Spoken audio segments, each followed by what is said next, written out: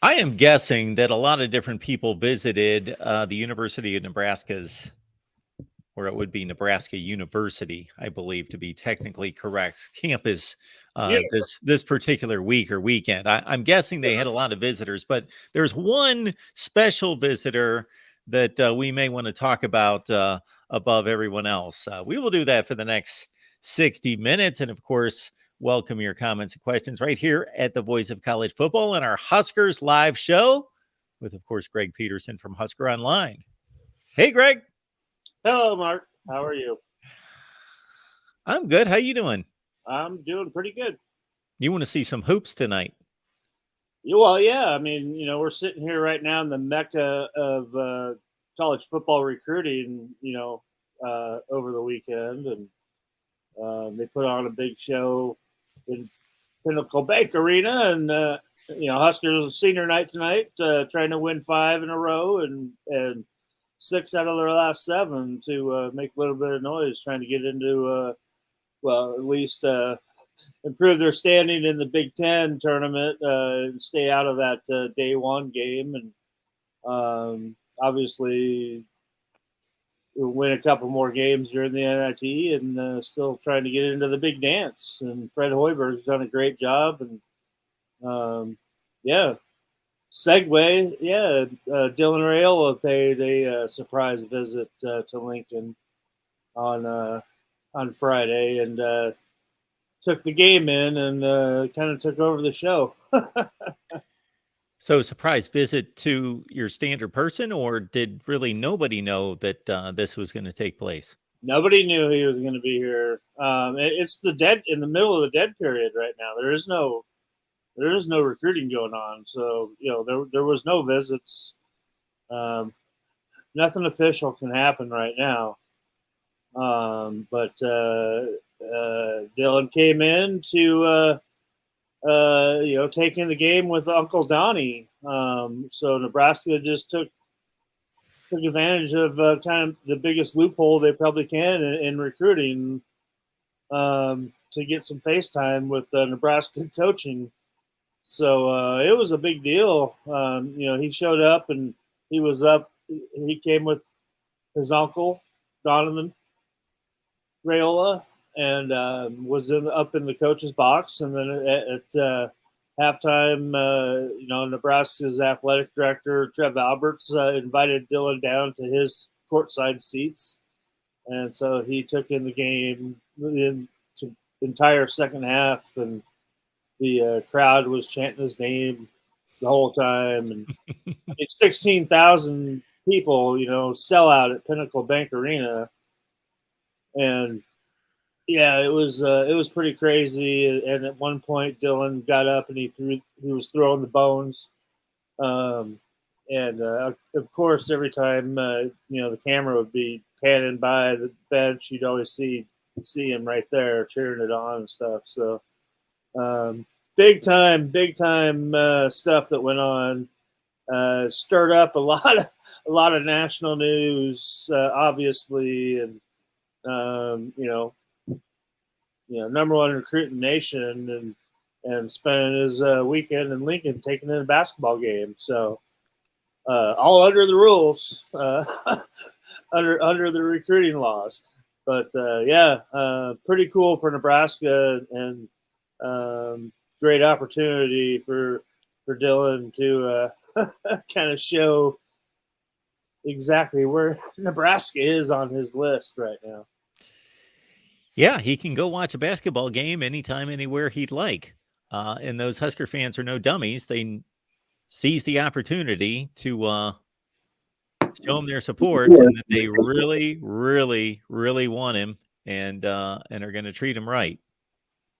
Oh yeah, I mean, all right, we may as well just delve into it because everybody knows it's pretty much Nebraska and USC and Georgia up there at the top of his list, among others. And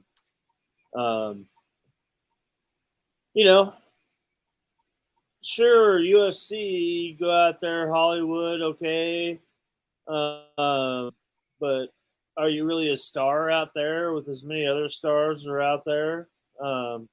you know, you're a star on Saturday maybe with a half full stadium, and then on Sunday they forget about you on what's going on with the Rams and the Chargers and anything else that's going on, and NIL money here speaks for itself. So I mean, Bob Stoops is going to roll out all his Heisman Trophy guys that he's coached and throw the kitchen sink at him, and I just think it says a lot that Dylan knows where his roots are, and I mean it's pretty hard to beat saying no to the team that the school that your dad played at and developed a star at the next level here. So there's a lot of factors that go into this, and Matt Rule has definitely got a little trump card that he was able to play, and I think it made a very, very big statement nationwide.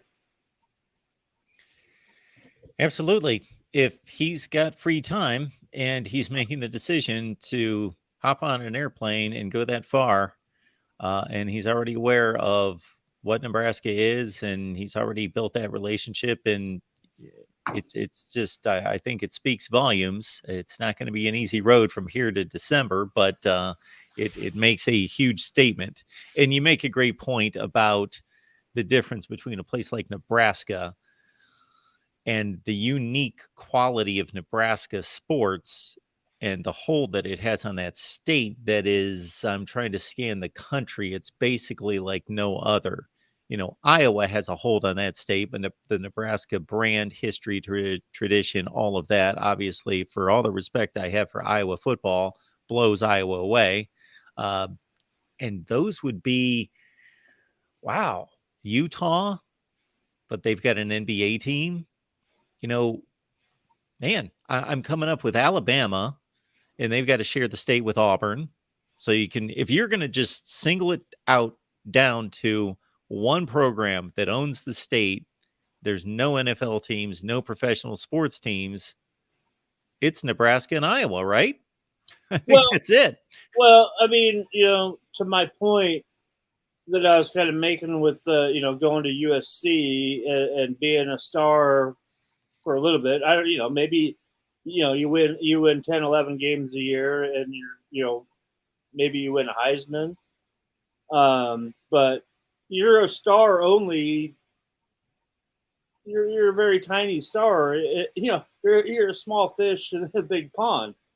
You come to Nebraska, and you're going to make more money in NIL because you go out to LA and you got to pay $8 a gallon of gas and stuff, and where's all that NIL money going out from your wallet there? And you come to Nebraska and you are a star for life here, by everybody, 24/7 for the rest of your existence, and that's the bottom line. So that's huge, and you don't think he doesn't know that, like most of us do, that if you're the number one ranked recruit in the nation, other top recruits want to come and play with you. So when you do pull the trigger on your school, it's a big time, recruiting class changer across the board. So, and the window for quarterbacks is very small, for their recruitment decisions. And he's at that point where, okay, we're here in March almost. And, all the top quarterbacks are going to have their decisions made here May, June, late July. They get these in place, and so their recruitment's done so they can carry on with their senior season. So, like I mentioned earlier, just speaks volumes for having him show up here in Lincoln on his own dime. When right in the middle of the dead period too. So hey, it's just crazy, and like I said, it stirred up a lot across the country, even so much that there was this spoof on Twitter that he had put out, and uh, had a big announcement, and all it was a list that turned out to be just a list of all the I think it was just all the Power Five schools that it offered him, or it might have been all the D1 schools. I don't know, but yeah, that had a lot of people on their edge of their seats, especially Nebraska fans. And just to extend on your earlier point, Greg, again, even if USC's big time, and they're always big time, but I mean, if they're good, like they were this last season, and Lincoln Riley's obviously an accomplished coach, and we expect, I do at least, USC to be a big factor in the Big Ten, and they'll actually be playing bigger games going forward. Oh yeah, There's a difference playing your biggest games of the season being Oregon, UCLA, and Utah versus your biggest games of the season being Ohio State, Michigan, Nebraska, Penn State, Wisconsin. Like those games are just going to be crazy. But yeah, and I wouldn't even factor in that part in either. I was still thinking about the old Pac-12 schedule. So, but to your point, still, yeah. what are sports fans like? They're just like everybody else in regards to, it's just on to the next thing. And as soon as the game's over, it's the next thing. Okay, that game was great. That was awesome. We're on to the next thing. And in that town, Lakers, Dodgers, Angels, Rams, Yeah. it's going to be great. You won a big game against Ohio State on Saturday afternoon, and we forgot about it 10 minutes later because we're ready for the Rams game tomorrow, and it's going to get lost. Yep. Man, Nebraska wins a big football game, and it lives on. Exactly. Yep. It lives on. Yeah, it's just a completely different deal. Yeah, huge difference there, and then Georgia as well is that, we've talked in the past that there was a change at offensive coordinator, and if you look at Georgia, what have they done? I mean, obviously they produce a lot of NFL players, but how many have been quarterbacks? I mean, 15 years ago, Matt Stafford. Yeah. Since then, really not a whole lot. My guy Justin Fields had to leave for greener pastures at one point. So, hey, that I don't know. That just kind of to me in my mind, it just it brings Georgia down a couple of notches. But who knows at this point? And the Raiola family is in a pretty good spot right now. From where I see it right now, that they control all the cards, that where the dominoes are all going to fall here in this recruiting class in the next 2 or 3 months. If I'm a borderline projected NFL prospect, let's say I'm a high 3-star and I'm really coveted by a lot of schools, but I'm not anywhere close to Dylan Raiola's level. It's going to make a big determination to me on where do I think I can get developed, because I'm on the cusp. Like, I need a lot of help to get to the NFL. Regardless of the position. For me, I'm looking at position coaches. I'm looking at the coordinator in terms of, okay, what does this school do? But if I'm Dylan Raiola, he's going to get coached well at all three of those schools. Yeah. As long as he stays healthy, puts in his work, all that, he should set himself up for the NFL. Not that the coaching is not going to be important, because it's going to be extremely important, but I would be more about, where do I want to be? Who do I like? What coaching staff do I like? Because he's going to get great coaching anywhere. Yep. And I would go where I would want to be. Right. I mean, you already have, I mean, you've got that talent already that you've already, you've been heavily recruited since you were playing as a ninth grader, and so this is a guy that already has proven talent, and that's a surefire NFL first round guy, even while he's still in high school. Like you said, if he stays healthy. So the coaching's going to come from wherever he goes, and yeah, it all just it kind of comes down to, like you said, support systems and just loyalty. I mean, it's really hard. As long as I've been covering recruiting 20 plus years, and as much as I've always talked to kids that their father played at Nebraska, it's a very special bond that you really just can't explain, because I don't care where those kids grow up if it's not in Nebraska. But I guarantee you their father has a Nebraska room in the house somewhere, most likely where the TV is, where they watch all their football games. And the only thing that any of those kids, when they're young, from age 5 or 6, all they know for a college football team is Nebraska. So that leaves a huge impression. And especially when your father, his name, is on the wall of fame in the stadium. And your uncle is a coach, and what kind of support system you have there. All those factors add up so much. And in my mind, it makes it very difficult for that young man right now to make a decision. But, Nebraska's done such a great job here with everything that's gone on here since the Matt Rule hire. And I would, if I was a gambling man, I would say 85% that Nebraska has landed him at this point. So we'll see. Hey. We'll definitely see. Greg's making a call. I love that. 85%. Okay. Because I was going to bring a few other factors into it. So to play off of what your last point was, that can either play for Nebraska or that can play against Nebraska, meaning that every person's different when it comes to the pressure, or whatever you want to call it, of having your father build a legacy and have that much of a name at a particular university. Some would gravitate to that. Others would say, you know what, I want to go somewhere else, make my own name, be somewhere else. So that all depends on the person. Oh, yeah.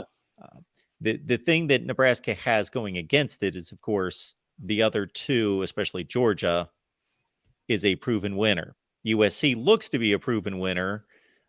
Nebraska's got to show it. The one thing going for Nebraska in that analysis would be, it's not like we're talking about a 6th-year Scott Frost who's trying to convince him to say, well, we're going to start winning. No doubt. Matt Rule, first year. I've won here, I've won there, now I'm here. And with a perfect setup where you have a Casey Thompson back for his final year of eligibility, and then a Jeff Sims, which can be a guy to play when Dylan's a freshman if needed. So, I think that sets up very well too, as far as his idea of getting on the field right away. Folks, we talk Nebraska football with all of you every Tuesday at 7 Eastern, 6 Central. Greg's here every week with me, so we appreciate Greg because he's made it 113 consecutive weeks. Man, so that's over 2 years that we've been doing this show, and we would love for all of you not just to show up, but please like the video. YouTube likes that, therefore we like it. That means that they're going to push the video out into traffic if they get more likes. And also, please send the link out to folks that like college football, or just let people know that face-to-face or directly through text or whatever your mode, that we are talking Nebraska football every Tuesday. So you can spread the word for us. We appreciate that. And I saw a number of people in the chat say the same thing. So please just be a big mouth and let people know that we're here. Yeah, it's exciting stuff. I'm not a Nebraska fan, but I'm even juiced by that because I just think it would be such a shot in the arm to the program beyond anything we've seen recently, for sure. Well, yeah, and kind of like I mentioned, it was such a huge advantage that he's there courtside, sitting next to the athletic director during a Big Ten basketball game, and every few seconds you see it. He's on Big Ten Network, getting TV coverage. So yeah, I mean, it's just kind of wild how this all took place.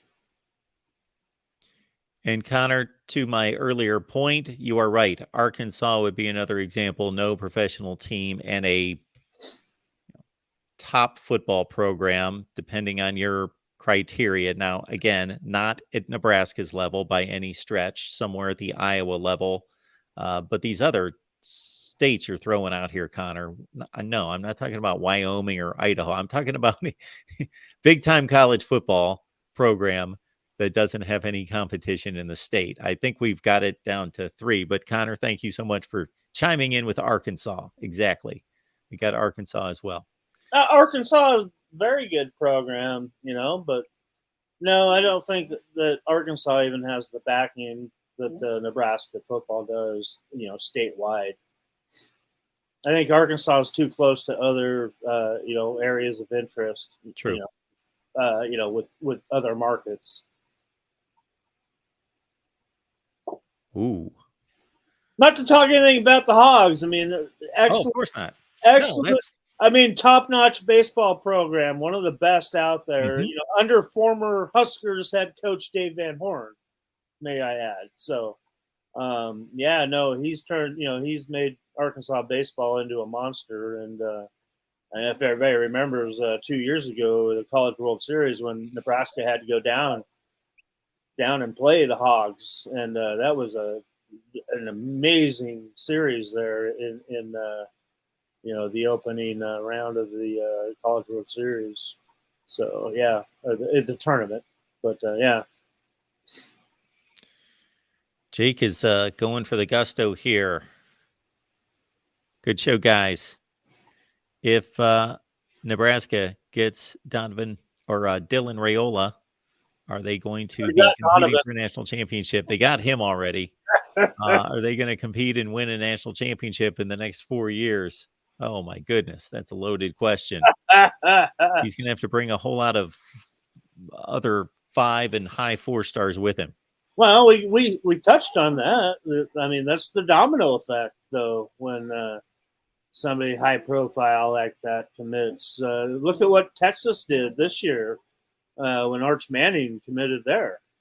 You saw a bunch of a lot higher level recruits commit to the Longhorns in that class. So, yeah.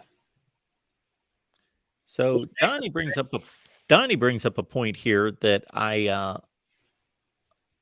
when I was talking about the various factors and talking about playing factors that I was about to hit on, and I meandered into something else. So there is the thought that even though if he ranks the coaching to be comparable or better than Georgia and USC, that there's going to be a decision to be made about, is this team going to win? Is this team going to win? And whether I believe it's going to win or not, at least am I going to get the protection that I need to show off my skills? And am I going to have enough playmakers around me to show off my skills as well, but especially the offensive line and getting protected so I don't get hurt. Exactly. That's where that comes into play. That you're one of those top linemen out there that's getting recruited by everybody, and these guys all talk. I mean, all these top recruits know each other, and a lot of them already kind of have it thought out that hey, I want to go block for this guy. I want to catch balls from this guy. So yeah, I mean, that's what makes that quarterback position very unique in the recruiting process. Sounds like Zoe's a bit restless. I know. What do you need? You need to go outside? Can you hold on for a minute? I hate to do that. Hey, if you need to go for a minute, Greg, I just need to shut up her to you. up. I think. I mean, yeah. No, we'll keep going here. So, Connor, with all due respect, and we love Connor because Connor joins all of our shows. He's obviously an Oregon State fan, but he's all on the different channels. Come on, Connor. You know, I'm not disrespecting the Pac-12. I was just come on, be reasonable. It's making a comparison between Oregon, Utah, and who would be the next best program in the Pac-12 once USC and UCLA leaves. You know, basically those two. Washington. Thank you. Oregon, Washington, Utah. Making a comparison between those three and Ohio State, Michigan, Penn State, Nebraska. And I'm not just talking about right this second. I'm talking about historically. It's just not even they're completely different levels. They're you know. Yeah, it's no disrespect. Not at all. But we're talking about 4 of the top 10 programs of all time versus none of the top 10 programs of all time. It's not even debatable. Just I mean, what you're probably okay. What if you did the top 20 all-time Division I college football team programs? Washington's on the fringe. I mean, I'm just saying, how many does the Big Ten end up with that? It's got to be over half, right? Well, they got 4 for sure, and they got 1 coming in because we're counting USC coming top into the 20. I know. I'm talking top 20 once you add USC and UCLA. Well, Wisconsin and Iowa are close, if not there, so we might be at 6. I think they got to be up by 10, right? Maybe. And the first 4 are the first 4 are in the top 10. Oh, obviously, yeah. And then after there's a gap. A lot of the top 5. Or, I'm sorry, the top 5. The top 5 are in the top 10. Yeah. Yes, I keep forgetting USC. Yeah, it's just. I mean, you're only missing Alabama and Texas, Oklahoma, Georgia. Oh yeah, Oklahoma. I forgot about them, and Georgia up there. All time. Probably not at that level, but close. So wait, stop. Just relax. Be patient. My goodness.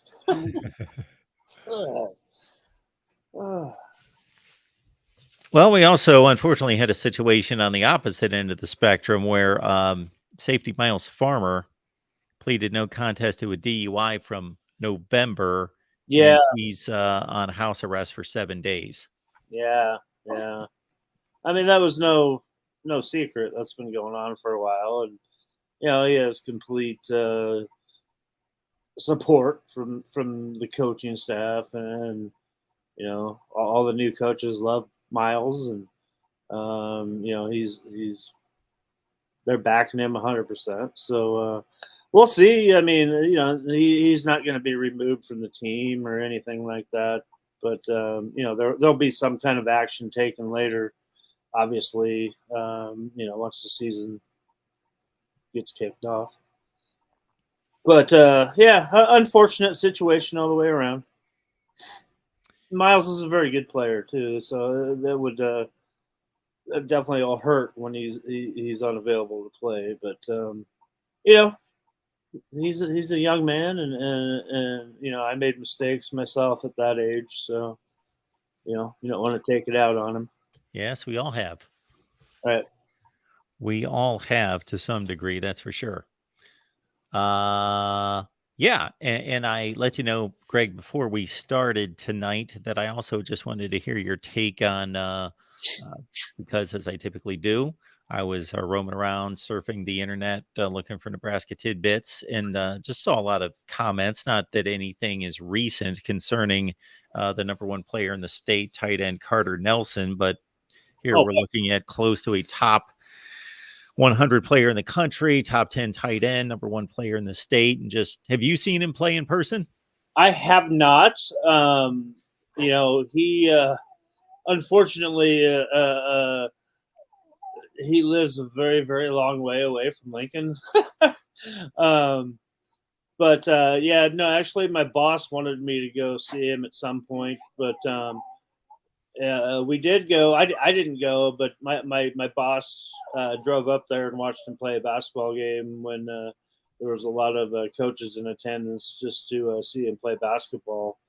But I've already mapped out myself and Brian Munson, our recruiting analyst. I'm going to go see him play in Burwell this upcoming season, which is only about a mile west of Kearney, Nebraska. So that's a very doable trip for me during the season. But yeah, he is one hell of a player. I'll tell you that. Stop. Big, all 6'7" tight end that can really do it all. He's caught the attention of just about everybody out there nationwide.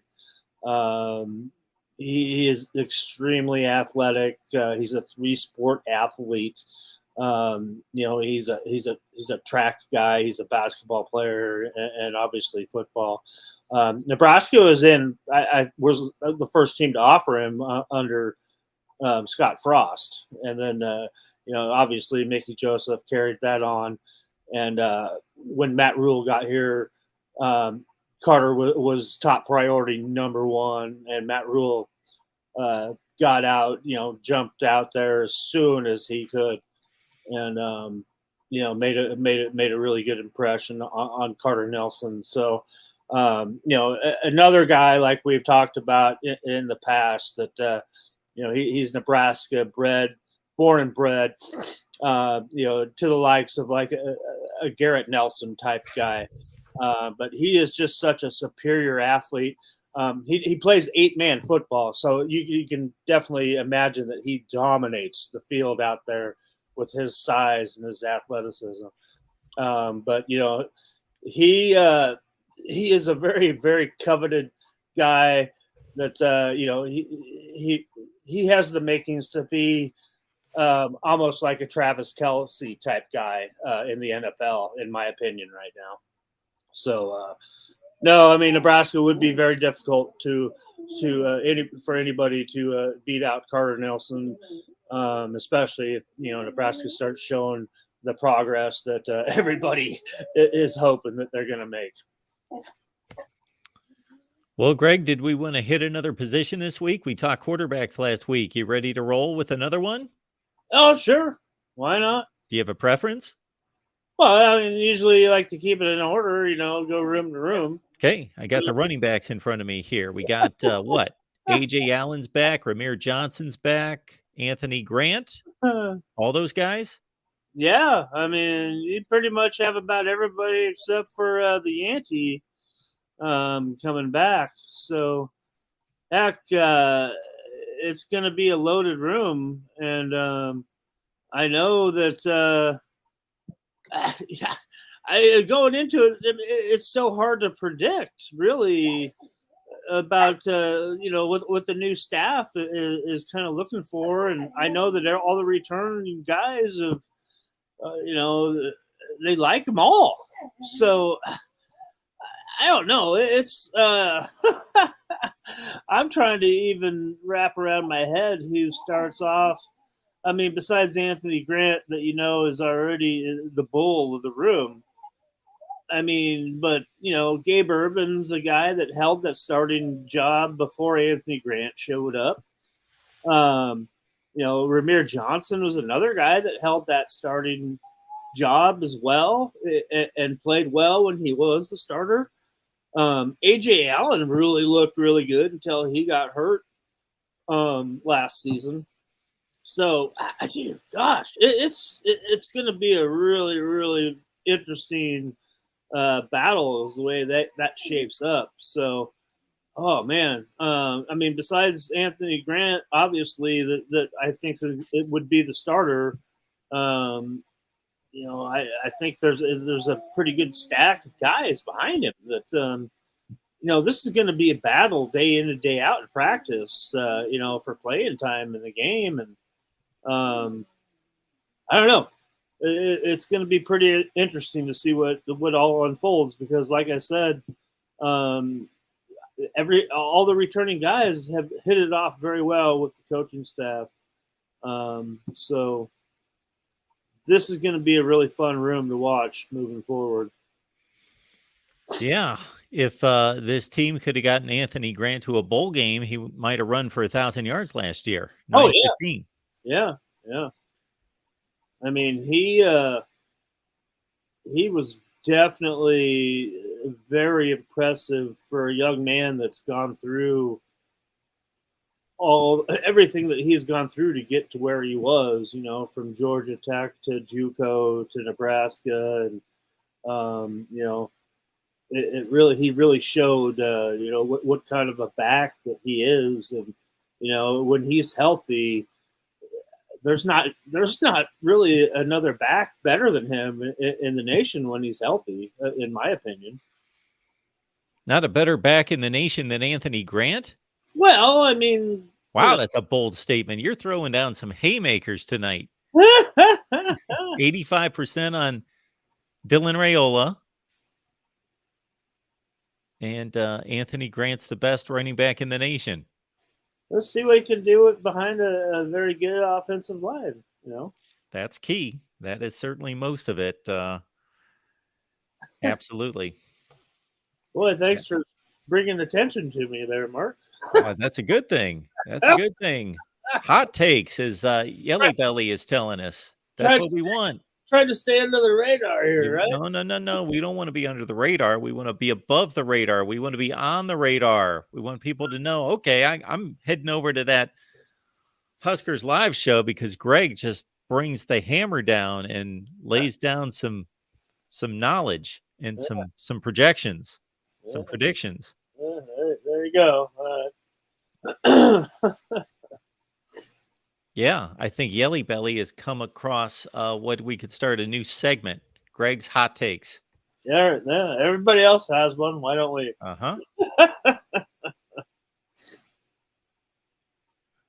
May as well.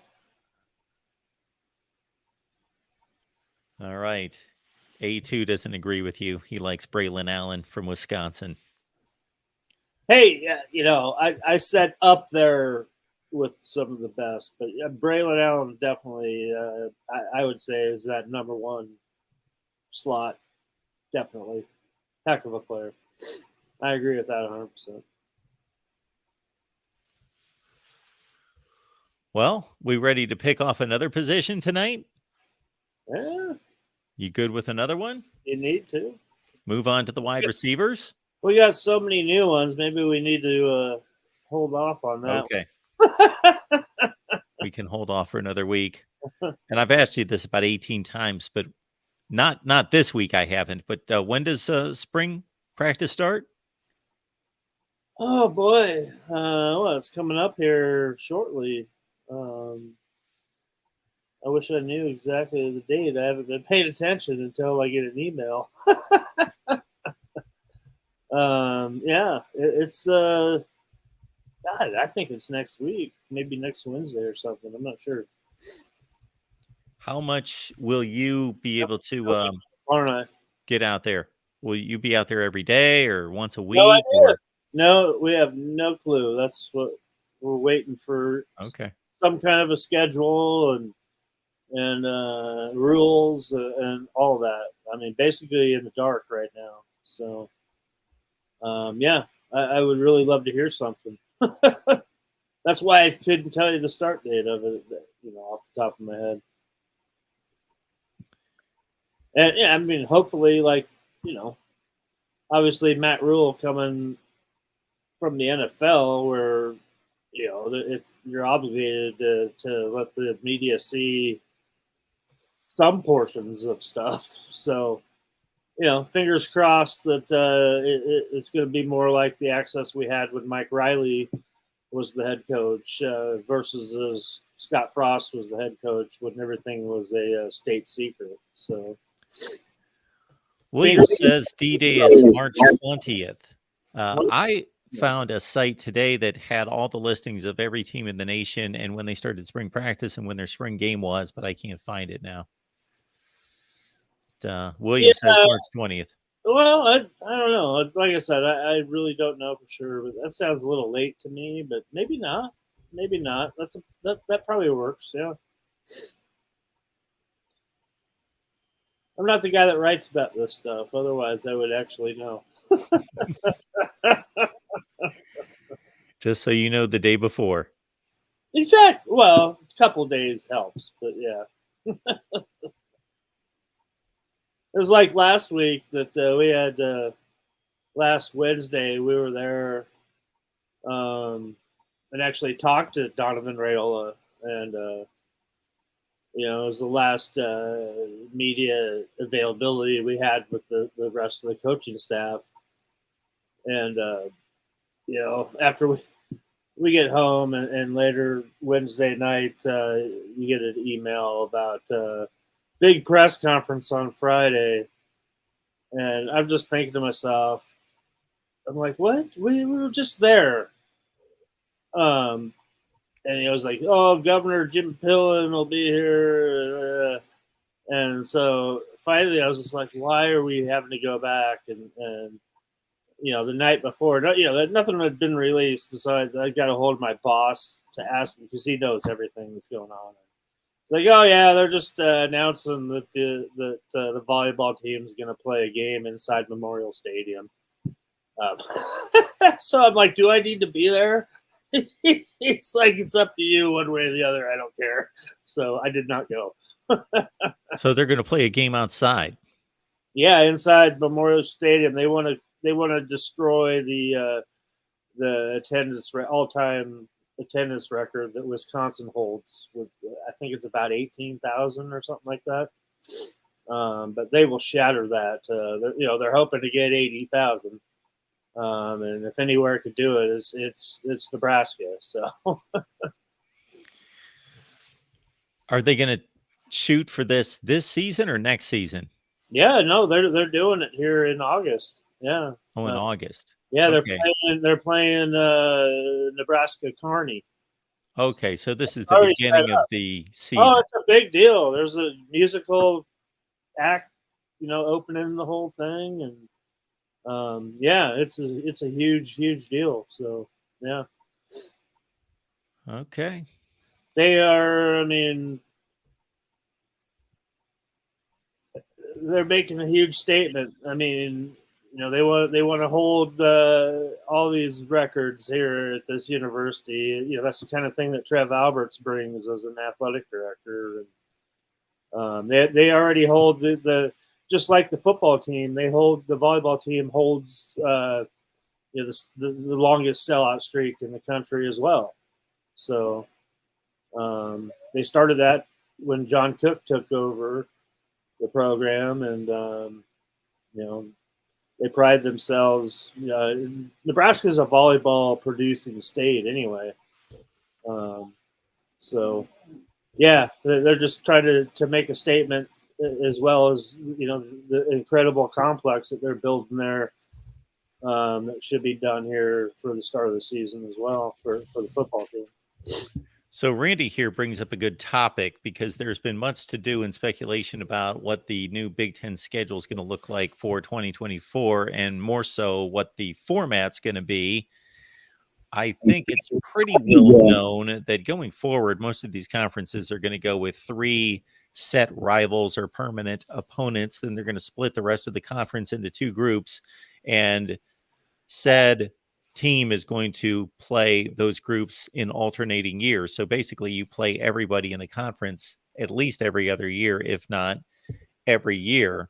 I posted a video over on the main channel, and I don't recall who I put with Nebraska other than the obvious. Iowa, you got to think, is for sure going to be one of the 3. Yeah. And after that, I forget who I put Nebraska with.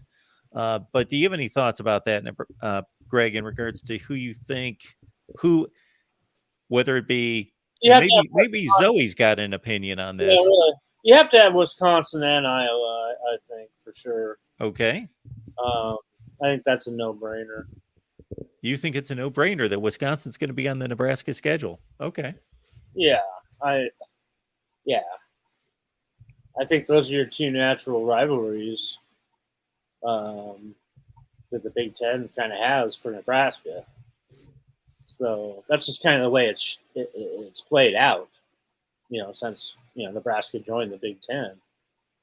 And I think Minnesota and Northwestern have joined into that crowd as well. So don't forget about how often when Nebraska and Northwestern get together, that how many times that's a super close game that has been decided by last second Hail Marys. So yeah, I think those would be the four top runners for that. You play every year slot. So lo and behold, I just Googled Big Ten schedule format for 2024. And they have it? Well, they don't have it, Oh, but there's a lot of conjecture about it. But lo and behold, it's funny because I went to Yahoo Sports. It's the first listing there, and they've got my video on Yahoo Sports. oh wow. My So, former employer. okay. So I've seen a few conjectures on what it might be, maybe on 247, on 3, whoever it was, CBS Sports. I've seen all sorts of lists on different predictions of what it might be. I think the Cover 3 podcast, they made their predictions, but you're saying Nebraska and Wisconsin, or Wisconsin's going to be on Nebraska's top 3. Okay. Yeah, I don't know if I put them there or not. I don't remember what I went with here. I mean, that's coming from somebody that lives here and thinking the way fans think about the natural rivalries that basically are all new since 2011 when Nebraska joined the Big Ten. Because you forget that all their natural rivalries were in different conferences up until that point. So Yeah, rivalry is a very loose term. Besides, obviously, Iowa that Nebraska had a previous history with quite often. Zoe, stop it. Just be patient. So I don't know if I've seen a couple articles where there were predictions made by various people, and then here again on Yahoo they posted my video. So I've never seen her like there we go. Okay. Just a few more minutes, okay? Relax. Oh. Well, we can certainly wrap it up at this point. I don't think we've got any other comments necessarily in the chat. And Randy, we will do a further breakdown of the Big Ten schedule, what it could look like. We don't know when it's going to come out. Obviously, they've got a full. Don't you need a commissioner before you put a schedule out?